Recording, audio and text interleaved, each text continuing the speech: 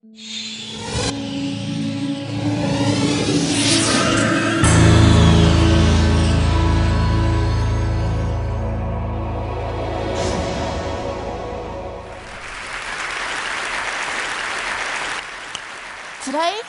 I have just one request.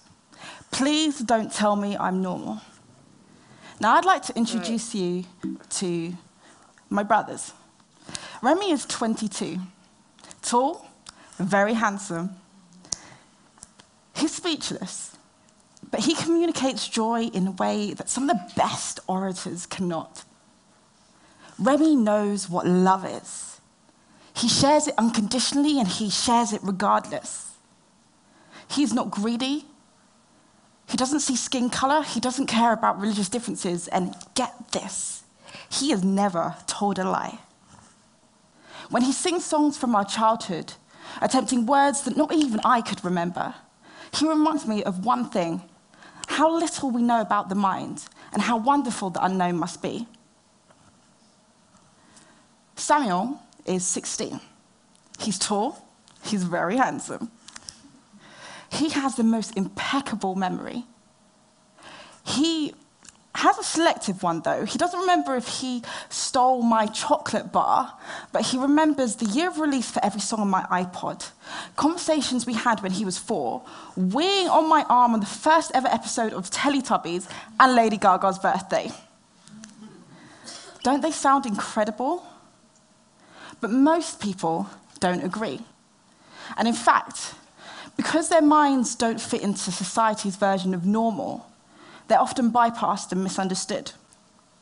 But what lifted my heart and strengthened my soul was that even though this was the case, although they were not seen as ordinary, this could only mean one thing: that they were extraordinary, autistic, and extraordinary.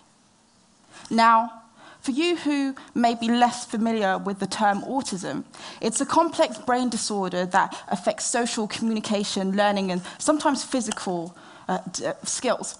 It manifests in each individual differently, hence why Remy is so different from Sam.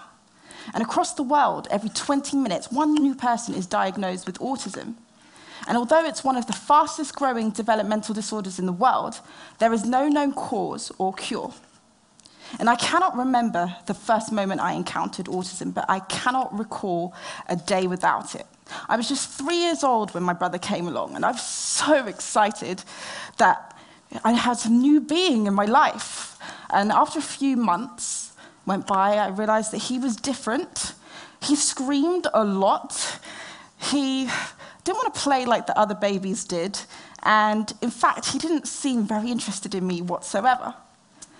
Remy lived and reigned in his own world with his own rules, and he found pleasure in the smallest things, like lining up cars around the room and staring at the washing machine and eating anything that came in between.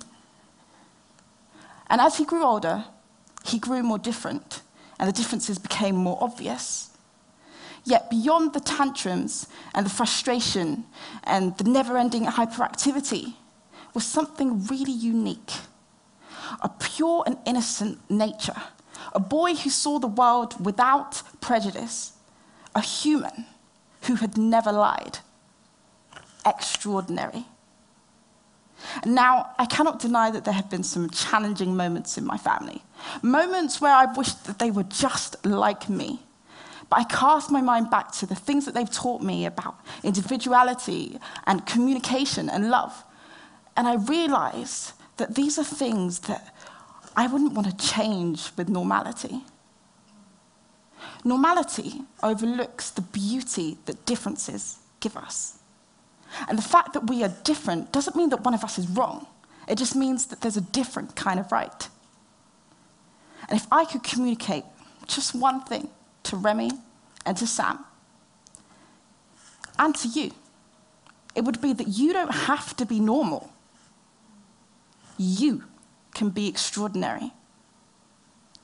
Because autistic or not, the differences that we have, we've got a gift. Everyone's got a gift inside of us. And in all honesty, the pursuit of normality is the ultimate sacrifice of potential. the chance for greatness, for progress, and for change dies the moment we try to be like someone else.